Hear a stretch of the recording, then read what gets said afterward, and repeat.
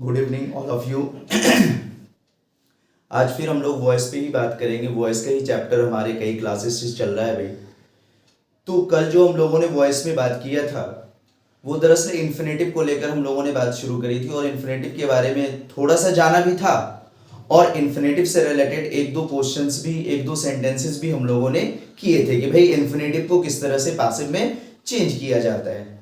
तो हालांकि जो बातें कल हम लोगों ने करा था मैं उसी बात से फिर आज शुरू कर रहा हूं ताकि जो लोग आज जोड़ रहे हैं वो उस चीज को समझ भी लें और फिर चूंकि इन्फिनेटिव में ही मुझे बहुत सारी बातें और आगे भी करनी है तो उसे समझना क्या हो सके, आसान हो सके। कल हम लोगों ने सुना था कि टू प्लस वर्ब का जो फर्स्ट फॉर्म होता है यानी टू प्लस वर्ब के फर्स्ट फॉर्म को हम किस नाम से जानते हैं? इन्फिनेटिव के नाम से जानते हैं। किस नाम से जानते हैं? इन्फिनेटिव के नाम से जानते हैं। और ये कैसा इन्फिनेटिव कहलाता है? ये एक्टिव इन्फिनेटिव कहलाता है। ये क्या कहलाता है? एक्टिव इन्फिनेटिव कहलाता है। तो जब कभी भी हम इन्फिनेटिव वाले सेंटेंस को पासिव वॉइस में चेंज कर रहे होते हैं तो दरअसल इन्फिनेटिव को ही हमें क्या करना होता है? कहीं ना कहीं पासिव में चेंज करना होता है। तो इन्फिनेटिव को जब हम पासिव वॉइस में चेंज करते हैं तो हम क्या करते हैं? इस टू के आगे आप क्या करेंगे? बी बढ़ा देंगे और ये जो टू प्लस वर्ब का फर्स्ट फॉर्म जो कि हमारा इन्फिनेटिव कहलाता है जिसे हम एक्टिव इन्फिनेटिव के नाम से जानते हैं उस वर्ब के फर्स्ट फॉर्म को हम क्या करेंगे? थर्ड फॉर्म में चेंज कर देंगे। तो ये हमारा क्या कहलाएगा? ये भी इन्फिनेटिव कहलाएगा। लेकिन ये कैसा इन्फिनेटिव कहलाएगा? ये पासिव इन्फिनेटिव कहलाएगा। क्या कहलाएगा भाई? पासिव इन्फिनेटिव कहलाएगा। तो इससे रिलेटेड कल हम लोगों ने एक दो सेंटेंस ही किया था। चूंकि कल मेरी तबीयत उतनी अच्छी नहीं थी आज मैं इससे रिलेटेड और भी कुछ सेंटेंसेस लिखूंगा आपके सामने ताकि आप इस चीज को अच्छी तरह से समझ लें। और भी दूसरे सेंटेंसेस जहां पर के इन्फिनेटिव का यूज किया जाता है, खास तौर से ऐसे वर्ब्स जो सेंस से रिलेटेड है जैसे थिंक हो गया, फील हो गया, नो हो गया, लाइक हो गया, डिसलाइक हो गया या हेट हो गया। इस तरह के वर्ब्स को हम यूज करते हैं तो ऐसे वर्ब्स के साथ भी क्या आता है? कहीं ना कहीं इन्फिनेटिव आ रहा होता है। तो ऐसे सेंटेंस को जब हमें पासिव वॉइस में चेंज करना होगा तो हम किस तरह से चेंज करेंगे? मेरी आवाज में थोड़ी सी घरघराहट है, अभी पूरी तरह से तबीयत ठीक नहीं हो पाई, लेकिन मैं बताने की, समझाने की आपके सामने कोशिश कर रहा हूं और मैं ये कोशिश कर रहा हूं कि आवाज अच्छी तरह से आप तक पहुंच जाए। तो मैं ये कह रहा था कि बहुत से ऐसे भी वर्ब्स होते हैं जो कि इन्फिनेटिव के साथ यूज किए जाते हैं, यानी वो खास तौर से वर्ब्स जो कहीं ना कहीं हमारे सेंस से रिलेटेड होते हैं वर्ब्स, उन वर्ब्स के लिए भी हम क्या करते हैं? इन्फिनेटिव यूज करते हैं। तो ऐसे सेंटेंस को जब पासिव में चेंज किया जाएगा तो वहां पर भी हम क्या करेंगे? इन्फिनेटिव को ही पासिव में चेंज करेंगे। टू प्लस वर्ब का फर्स्ट फॉर्म हमारा क्या कहलाता है? एक्टिव इन्फिनेटिव कहलाता है। जबकि हम पासिव में जब चेंज करते हैं तो उसी टू के बाद आप क्या करेंगे? बी बढ़ा देंगे और वर्ब के फर्स्ट फॉर्म को आप क्या करेंगे? थर्ड फॉर्म में चेंज करेंगे। तो सेंटेंस क्या हो जाएगा? पासिव वॉइस में हो जाएगा। जैसे हम लोग इससे रिलेटेड कुछ सेंटेंसेस कर लें फिर हम लोग सेंस वाले वर्ब्स को डिस्कस करेंगे, ठीक है भाई, कि उस सेंटेंस का पासिव वॉइस किस तरह से चेंज किया जाएगा। जैसे मान लिया जाए आपने कहा ही इज, है ना, ही इज टू, है ना, ठीक है, स्टार्ट द पार्टी। मान लिया जाए आपने कहा, है ना, he is to start the party, वो पार्टी स्टार्ट करने ही वाला है। अब इस सेंटेंस को अगर हमें पासिव वॉइस में चेंज करना होगा, ये हमारा क्या है? एक्टिव वॉइस का सेंटेंस है भाई। अगर हमें इसे पासिव वॉइस में चेंज करना होगा तो हम क्या करेंगे? पार्टी को सब्जेक्ट बना लेंगे पासिव वॉइस में। तो हमारा क्या सब्जेक्ट बन जाएगा? द पार्टी, ठीक है। अब जाहिर सी बात है पार्टी वर्ड हमारा क्या है? सिंगुलर है, तो इसके लिए भी वर्ब हम यहां पर क्या करेंगे? इज ही यूज करेंगे। तो क्या हो जाएगा? द पार्टी इज, और ये जो टू स्टार्ट आपने लिखा है इस टू स्टार्ट को आप क्या करेंगे? पासिव वॉइस में चेंज करेंगे। तो टू के बाद आप क्या करेंगे? बी बढ़ा देंगे, टू बी, और स्टार्ट का थर्ड फॉर्म आप क्या लिखेंगे? स्टार्टेड, है ना, क्या लिखेंगे? Started. The party is to be started by him लिखना चाहें तो आप लिख सकते हैं, बाकी इसकी कोई बहुत ज्यादा जरूरत नहीं होती। अब देखिए मैं अपने वॉइसेस के चैप्टर में हर वीडियोस में मैं ये बात कर रहा हूं कि भाई ये जो बाय हम पासिव वॉइस में लिखते हैं ये हमारा जरूरी नहीं होता। तो ये जरूरी क्यों नहीं होता?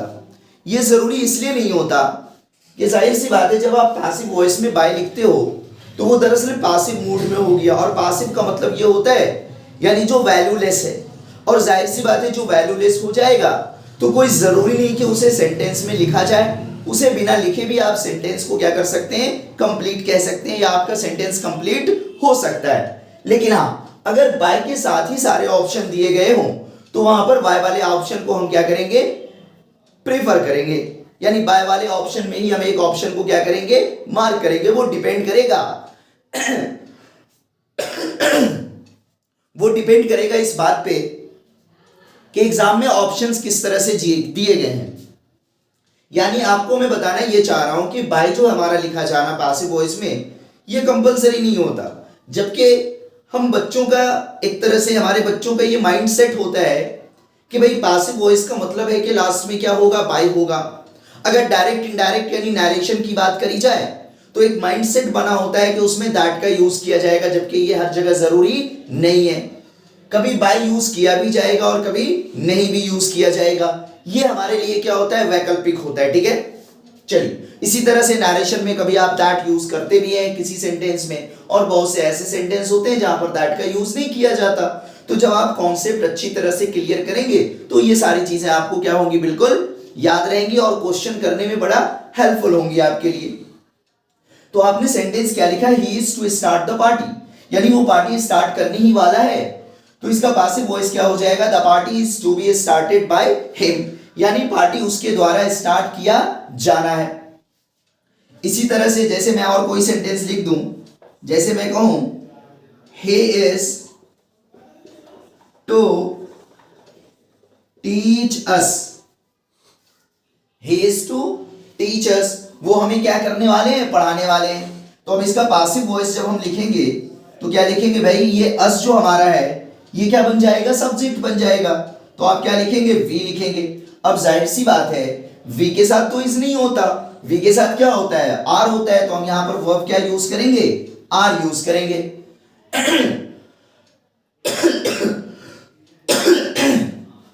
ठीक है, आर यूज करेंगे।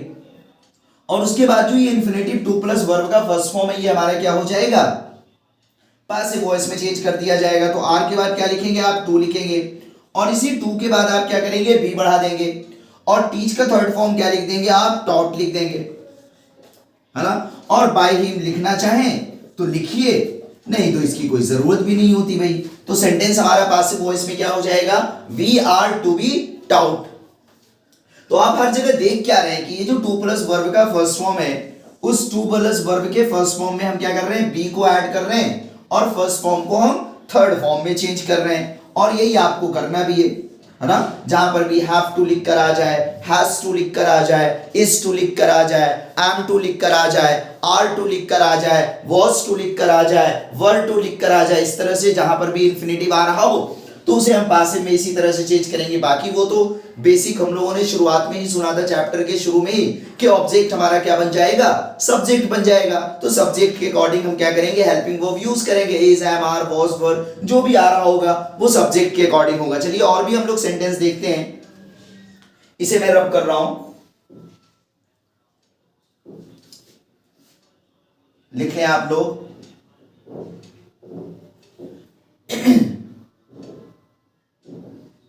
चलिए और भी हम लोग सेंटेंसेस कर लें।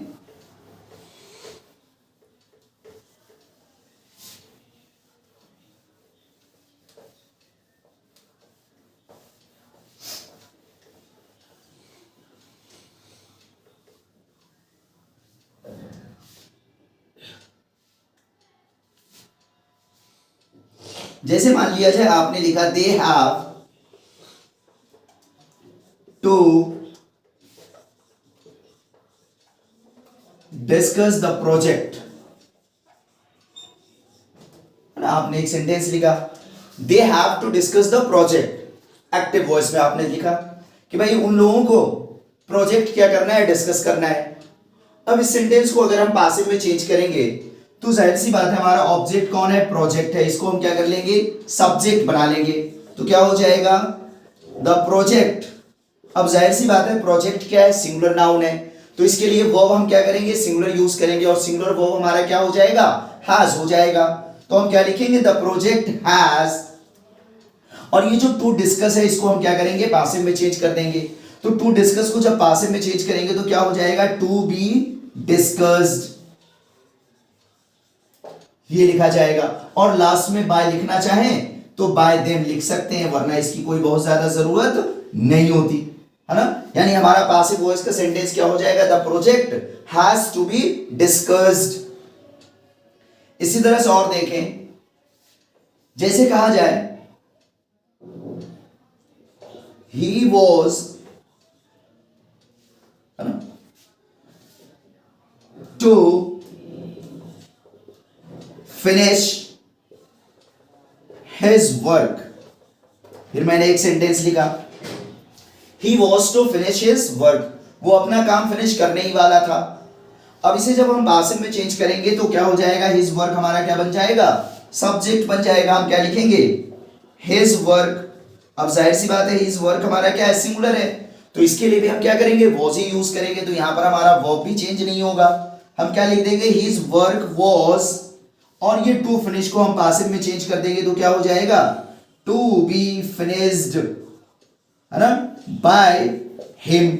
ये हो गया हमारा पासिव वॉइस का सेंटेंस। बाय हिम लिखना चाहें तो आप लिखें, नहीं तो इसकी कोई बहुत ज्यादा जरूरत नहीं होती।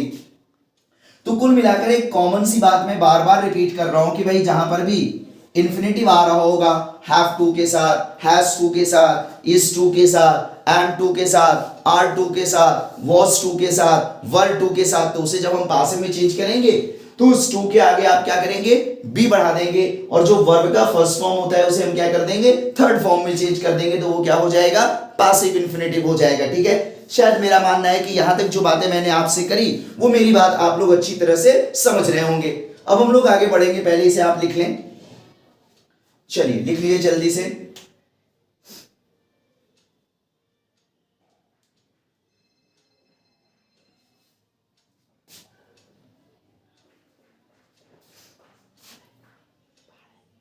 चलिए आगे बढ़ते हैं। तो हम लोगों ने ये जान लिया कि भाई इन्फिनेटिव को पासिव में किस तरह से चेंज किया जाता है। अब इसी से जुड़ा हुआ जरा हम लोग एक चीज और भी जान लें, उसके पासिव वॉइस के चेंज करने में बच्चों को प्रॉब्लम आती है और उस तरह से रिलेटेड एग्जाम में क्वेश्चंस भी बहुत आते हैं भाई। तो वो किस तरह के क्वेश्चंस आते हैं जरा हम लोग समझे इन्फिनेटिव को लेकर ही। कुछ वर्ब्स हमारे ऐसे होते हैं जो सेंस से रिलेटेड होते हैं, जैसे थिंक है या फील है या नो है, अंडरस्टैंड है इस तरह से, या लाइक है, डिसलाइक है, या हेट है, इस तरह से वर्ब्स हम यूज करते हैं। और इन वर्ब्स के बाद भी क्या आता है, इन्फिनेटिव आता है, टू प्लस वर्ब का फर्स्ट फॉर्म आता है। तो ऐसे सेंटेंस को जब हमें पासिव वॉइस में लिखना होगा तो हम किस तरह से लिखेंगे वो हमें समझना है। तो मैं उसका एक्टिव वॉइस का फॉर्मेशन और पासिव वॉइस का फॉर्मेशन दोनों फॉर्मेशन आपके सामने लिख दे रहा हूं। चलिए, जैसे एक्टिव वॉइस में जो फॉर्मेशन आता है, सब्जेक्ट हम लिखते हैं और सब्जेक्ट के बाद कभी क्या होगा, लाइक होगा, कभी क्या होगा, डिसलाइक होगा, कभी क्या होगा, हेट होगा, है ना, कभी क्या होगा, फील होगा। ठीक है, इस तरह के वर्ड्स होते हैं भाई। और इसके बाद भी क्या आता है, इन्फिनेटिव का टू आता है और वर्ब का फर्स्ट फॉर्म आता है, और फिर इसके बाद कोई क्या लिखा रहेगा, ऑब्जेक्ट लिखा रहेगा एक्टिव वॉइस में। तो ऐसे सेंटेंस को जब हमें पासिव वॉइस में चेंज करना होगा तो हम किस तरह से चेंज करेंगे। तो देखिए, ऐसे सेंटेंस का जो पासिव का फॉर्मेशन होगा वो कैसा होगा, यहां पे जो हमारा ऑब्जेक्ट है इसको हम क्या करेंगे, कहां सब्जेक्ट बनाएंगे, किस तरह से लिखेंगे वो हमें समझना है। तो ध्यान रहे कि जब ये सेंसेस वाले वर्ड्स आपके सामने आ रहे हों तो ये जो सब्जेक्ट और वर्ब है इसको एज इट इज जो है ना क्या किया जाता है, पासिव वॉइस में लिखा जाता है। हम क्या करेंगे, यहां पर भी सब्जेक्ट लिखेंगे और सब्जेक्ट के बाद जो ये जो वर्ब्स हमारे हैं, लाइक है, डिसलाइक है, हेट है, फील है, जो भी इस तरह के वर्ड्स जो हमारे सेंस से रिलेटेड होते हैं, इन वर्ब्स को हम उसी तरह से लिख देंगे भाई। यहां पर भी हम क्या लिखेंगे, लाइक लिखेंगे, हम क्या लिखेंगे, डिसलाइक लिख देंगे, है ना, हम क्या लिखेंगे, हेट लिख देंगे, या हम क्या लिखेंगे, फील लिख देंगे, इस तरह से लिख देंगे हम। और उसके बाद हम क्या करेंगे, इसके बाद ऑब्जेक्ट लिखेंगे, और ये ऑब्जेक्ट दरअसल वो नाउन या प्रोनाउन होगा या वो ऑब्जेक्ट होगा जो एक्टिव में कहीं ना कहीं इन्फिनेटिव के बाद आ रहा होगा। उस नाउन या प्रोनाउन को, उस ऑब्जेक्ट को हम क्या करेंगे पासिव वॉइस में थिंक, फील या हेट जो भी वर्ब आ रहा होगा हम उसका क्या करेंगे ऑब्जेक्ट बना लेंगे। और फिर उसके बाद हम इंफिनिटिव को क्या करेंगे पासिव में चेंज करेंगे, यानी टू के बाद आप क्या करेंगे बी बढ़ा देंगे और वर्ब के फर्स्ट फॉर्म को आप क्या करेंगे थर्ड फॉर्म में चेंज कर देंगे। ये हमारे पासिव का फॉर्मेशन होगा। अभी हम लोग सेंटेंसेस से देखेंगे तो ये चीज बिल्कुल क्लियर हो जाएगी। बस हमें करना क्या है कि जो एक्टिव वॉइस में ऑब्जेक्ट आ रहा होगा इंफिनिटिव के बाद, उस ऑब्जेक्ट को डायरेक्ट हमें ऑब्जेक्ट बना लेना है किसका, लाइक का, डिसलाइक का, हेट या फील, जो भी वर्ब एसेंसेस वाले आपके एक्टिव वॉइस में आ रहा होगा उसका डायरेक्ट हमें क्या कर लेना है ऑब्जेक्ट बना लेना है। और इंफिनिटिव को हमें क्या करना है पासिव में चेंज करना है। और आपने अभी सुना भी है और ऊपर आपने लिख भी रखा है कि भाई इंफिनिटिव को पासिव में कैसे चेंज करते हैं, टू के आगे हम क्या करते हैं बी बढ़ा देते हैं और वर्ब के फर्स्ट फॉर्म को थर्ड फॉर्म में चेंज कर देंगे, तो वो क्या हो जाएगा पासिव वॉइस का सेंटेंस हो जाएगा। चलिए आप इसे लिख लें, फिर हम लोग एग्जाम्पल से देखते हैं। चलिए मैं इसे मिटा रहा हूं।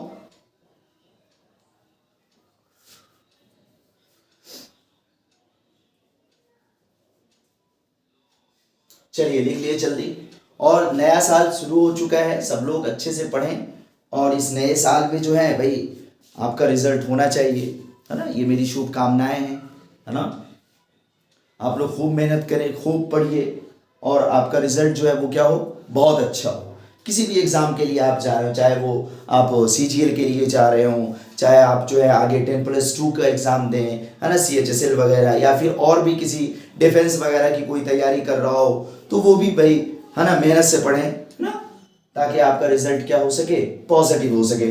ठीक है, तो हमने समझ लिया कि भाई लाइक, डिसलाइक, हेट या फील इस तरह के वर्ब्स हों और उसके बाद इन्फिनेटिव हो और फिर ऑब्जेक्ट हो, तो पासिव में हम क्या करेंगे जो इन्फिनेटिव के बाद ऑब्जेक्ट आ रहा होगा उसको डायरेक्ट ऑब्जेक्ट बना देंगे किसका, जो एक्टिव वॉइस में थिंक, फील या लाइक या डिसलाइक इस तरह के सेंसेस वाले वर्ड्स आएंगे उसका ऑब्जेक्ट बना देंगे। और एक्टिव इन्फिनेटिव को हम क्या करेंगे पासिव में चेंज कर देंगे, यानी टू प्लस वर्ब के फर्स्ट फॉर्म को हम पासिव में जब चेंज करेंगे तो टू के आगे बी बढ़ा देंगे और वर्ब के फर्स्ट फॉर्म को थर्ड फॉर्म में चेंज कर देंगे। चलिए मैं इसे मिटा रहा हूं, हम लोग सेंटेंस देखते हैं।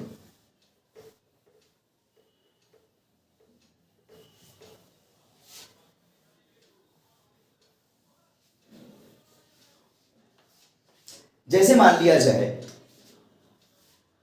आपने एक्टिव वॉइस में सेंटेंस लिखा he likes to play cricket. बहुत ही मामूली सा सेंटेंस मैंने लिखा है ताकि आपको समझने में कोई दिक्कत ना हो। आपने क्या लिखा, he likes to play cricket, यानी उसे क्रिकेट खेलना क्या है पसंद है। अब इस सेंटेंस को हमें क्या करना है पासिव वॉइस में चेंज करना है। तो आपने क्या सुना कि ये जो ही लाइक्स आपने लिख रखा है इसको एज इट इज हमें क्या करना है पासिव वॉइस में लिख देना है। और ये जो इन्फिनेटिव के बाद ऑब्जेक्ट आ रहा है इस ऑब्जेक्ट को हम क्या करेंगे ऑब्जेक्ट बना देंगे किसका, लाइक का। और इस इन्फिनेटिव टू प्लस वर्ब के फर्स्ट फॉर्म को हम क्या करेंगे पासिव वॉइस में चेंज कर देंगे। तो चलिए हम लोग देखते हैं सेंटेंस कैसे होगा पासिव वॉइस में। आप क्या लिखेंगे ही लाइक्स, पासिव वॉइस में भी क्या लिखेंगे ही लाइक्स, और ये जो क्रिकेट ऑब्जेक्ट है उसको ऑब्जेक्ट बना देंगे किसका, लाइक का। ही लाइक्स क्रिकेट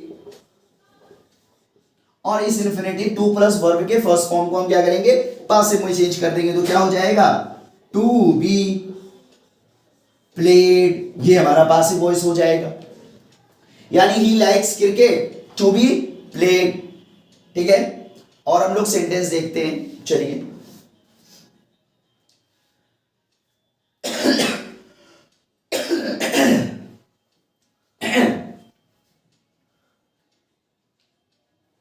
चलिए और देखिए sentence.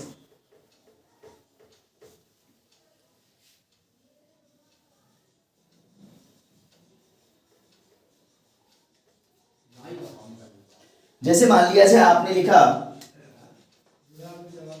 He hates to watch the TV, मान लिया जाए। हालांकि आज के इस दौर में किसी को घृणा नहीं होती टीवी देखने से, लेकिन मान लिया जाए कि भाई उस वजह से ना टीवी देखना पसंद नहीं है, वो क्या करता है घृणा करता है ना।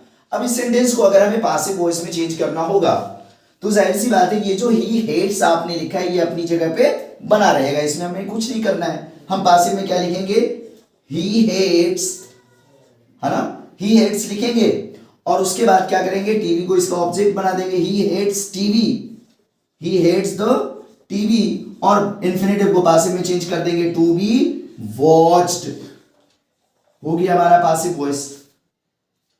ठीक है, तो शायद मैं जो बताना चाह रहा हूं वो आप समझ रहे होंगे, जैसे लाइक है, डिसलाइक है, हेट है, थिंक है, फील है, नो है, इस तरह के जो सेंसेस वाले वर्ब्स आते हैं जिसके बाद हम क्या करते हैं, इन्फिनेटिव यूज करते हैं, तो उस सेंटेंस को पासिव में इस तरह से चेंज किया जाता है कि जो लाइक, डिसलाइक या हेट या थिंक या फील जो वर्ब है उसको पासिव वॉइस में हम क्या करेंगे, उसी तरह से लिखेंगे, और जो इन्फिनेटिव के बाद ऑब्जेक्ट आ रहा होगा उसको हम ऑब्जेक्ट बना देंगे किसका, उस एक्टिव वॉइस में आने वाले सेंसेस वाले वर्ब का, और फिर इन्फिनेटिव को हम क्या करेंगे, पासिव वॉइस में चेंज कर देंगे, तो वो सेंटेंस क्या हो जाएगा, पासिव वॉइस का हो जाएगा।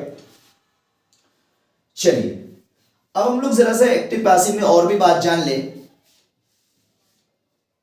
कभी कभी फ्रेज भी आता है, जैसे there is no time, it is time, इस तरह से फ्रेज भी आ जाता है और उसके साथ भी इन्फिनेटिव आ रहा होता है, तो उस सेंटेंस को पासिव वॉइस में किस तरह से चेंज करेंगे, जैसे इस तरह से कहा जाए, it is time to take tea, यानी ये चाय पीने का समय है मान लिया जाए, it is time to take dinner या लंच, इस तरह से अगर आप सेंटेंस कहें तो उसे पासिव वॉइस में हम किस तरह से चेंज करेंगे वो हमें समझना है। तो देखिए हर जगह कॉमन सी जो बात है वो ये कि इन्फिनेटिव को हमें क्या करना है, पासिव में चेंज करना है, तो इन्फिनेटिव को जब हम पासिव में चेंज करेंगे तो क्या करते हैं, टू के आगे बी बढ़ा देते हैं और वर्ब के फर्स्ट फॉर्म को थर्ड फॉर्म में चेंज कर देते हैं, तो वो क्या हो जाता है, पासिव इन्फिनेटिव हो जाता है। चलिए देखते हैं हम लोग।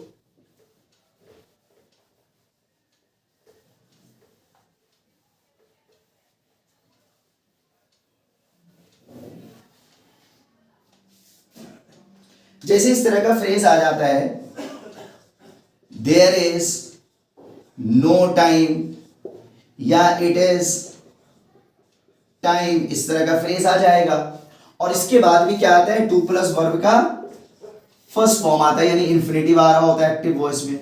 देयर इज नो टाइम, है ना, टू टॉक टू हिम, या फिर कुछ भी इसके बाद ऑब्जेक्ट आएगा, एक्टिव में ये फॉर्मेशन होगा। तो ऐसे सेंटेंस का पासिव वॉइस कैसे होगा, ये हमारे एक्टिव का फॉर्मेशन है भाई, है ना, कि इस तरह का फ्रेज आ जाता है, तो इसे जब हम पासिव में चेंज करेंगे तो किस तरह से चेंज करेंगे समझिए। हम जब इसे पासिव वॉइस में चेंज करेंगे तो ये जो हमारा फ्रेज है, देयर इज नो टाइम या इट इज टाइम, इसको हम इसी तरह से रहने देंगे, ठीक है, पासिव वॉइस में भी ये उसी तरह से लिखा जाएगा, क्या, देयर इज नो टाइम, है ना, या फिर इट इज टाइम, ठीक है। और इसके बाद हम करते क्या है, इस फ्रेजेस के बाद हम क्या करेंगे, फॉर यूज कर लेंगे, ठीक है, और इस फॉर के बाद पासिव वॉइस में उस नाउन या प्रोनाउन को लिखा जाएगा जो दरअसल इन्फिनेटिव के बाद क्या आ रहा होगा, ऑब्जेक्ट बनकर आ रहा होगा, उस ऑब्जेक्ट को हम क्या करेंगे, फॉर के साथ लिख देंगे, और फिर इन्फिनेटिव का जो टू प्लस वर्ब का फर्स्ट फॉर्म है उसे हम पासिव में चेंज कर देंगे, यानी टू के आगे आप बी बढ़ाएंगे और वर्ब के फर्स्ट फॉर्म को थर्ड फॉर्म में चेंज कर देंगे, ये हमारे पासिव वॉइस का फॉर्मेशन हो जाएगा। ठीक है, लिख लें जल्दी से सब लोग।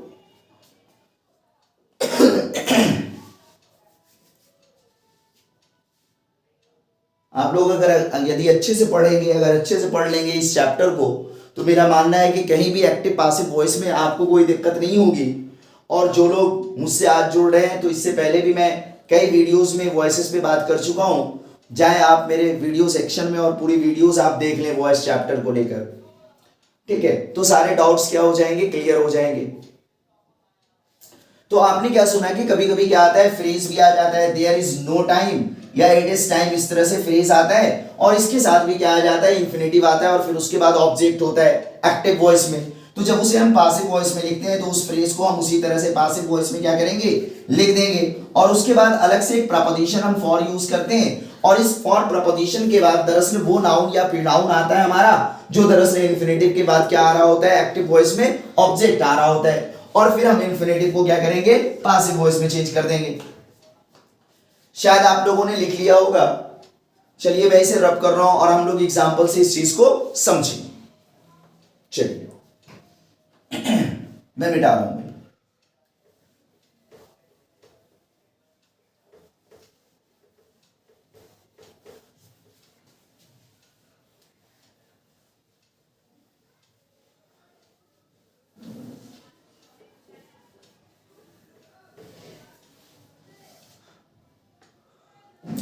जैसे कहा जाए it is time to take T.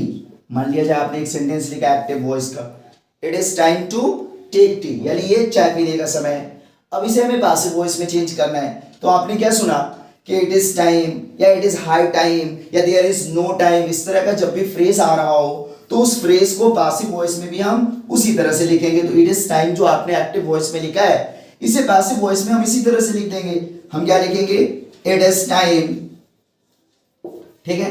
और फिर आपने क्या सुना कि उस फ्रेज को लिखने के बाद आप अलग से क्या करेंगे, फॉर यूज करेंगे, और फॉर के बाद उस नाउन या प्रोनाउन को लिखेंगे जो दरअसल इंफिनिटिव का एक तरह से ऑब्जेक्ट बनकर आ रहा होगा। इंफिनिटिव के बाद ऑब्जेक्ट आ रहा होगा, तो यहां पर ऑब्जेक्ट कौन है, टी है, तो फॉर के बाद उस टी को आप क्या करेंगे, लिख देंगे, it is time for T.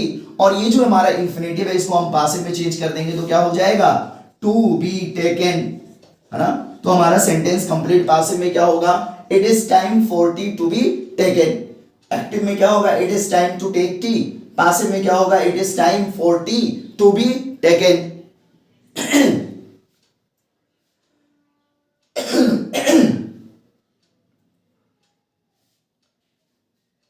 चलिए देखिए और कोई सेंटेंस हम लोग देख लें, जैसे there is no time to meet him, यानी उससे मुलाकात का समय नहीं है। अब इस सेंटेंस को अगर हमें पासिव वॉइस में चेंज करना होगा तो जाहिर सी बात है देयर इज नो टाइम, ये हमने एक्टिव वॉइस में लिखा है भाई, पासिव वॉइस में अगर करना होगा तो इस देयर इज नो टाइम को हम क्या करेंगे, इसी तरह से लिख देंगे पासिव वॉइस में। क्या लिखेंगे, देयर इज नो टाइम, है ना, और फिर उसके बाद हम क्या करेंगे, फॉर यूज करेंगे, और ये जो ऑब्जेक्ट है हिम, इसको हम क्या करेंगे, फॉर के बाद प्लेस कर देंगे। आपने यही तो सुना, तो फॉर हिम, और ये जो टू मीट है ये हमारा पासिव में चेंज हो जाएगा, क्या हो जाएगा, टू बी मेट। तो सेंटेंस हमारा पासिव का क्या हो जाएगा, कंप्लीट हो जाएगा। तो एक्टिव में फॉर्मेशन क्या, there is no time to meet him, यानी उससे मिलने का समय नहीं है, और there is no time for him to be met, ये हमारा क्या हो जाएगा, पासिव वॉइस हो जाएगा, कि इतना समय नहीं कि उनसे क्या किया जाए, मुलाकात किया जाए, उससे बात की जाए, ये इसका समय नहीं है, ये मतलब हो जाएगा इसका। तो हम लोगों ने आज इन्फिनेटिव को लेकर बात किया है ना।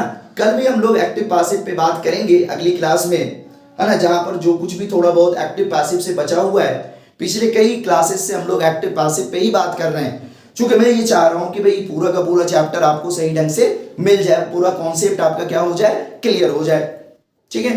तो कल हम लोग एक्टिव पासिव से ही जुड़ी हुई बातें करेंगे। बस आज आपको इन सारे सेंटेंसेस में एक चीज कॉमन दिख रही होगी, इन्फिनेटिव को पासिव में क्या किया जा रहा है, चेंज किया जा रहा है, और इन्फिनेटिव को पासिव में कैसे चेंज किया जा रहा है, टू के आगे बी बढ़ाकर वर्ब के फर्स्ट फॉर्म को क्या किया जा रहा है, थर्ड फॉर्म में चेंज किया जा रहा है। तो आज के सेशन के लिए बस इतना ही, अगले सेशन में फिर हम लोग मुलाकात करते हैं एक्टिव पासिव के साथ ही जो इसमें थोड़ा बहुत कुछ बचा हुआ है उसको हम लोग क्या करेंगे, डिस्कस करेंगे। आज के लिए बस इतना ही, ओके, थैंक यू।